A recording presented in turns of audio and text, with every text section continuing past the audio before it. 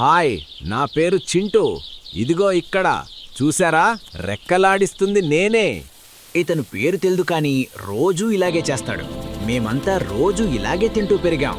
ఒకరోజు అనుకోకుండా పక్క షెడ్లోకి చూశాను. ఆహా, ఎంత అందంగా ఉన్నారో కదా. మా వాళ్ళు ఉన్నారు. ఏంట్రోయ్ చూస్తున్నావు? అటు తిరుగు.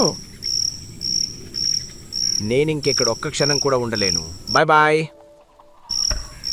ఎవరూ చూడట్లే కదా. జంప్. ఏం చేస్తున్నారు?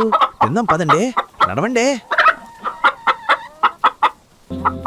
ఏంటి, ఇవి తింటే ఇంక మనకి మందులు శానిటైజర్స్ అక్కర్లేదా? అదిరిపోయిందిగా. నా కుదిరింది గాని అందరికీ తప్పించుకోవడం కుదరదు కదా.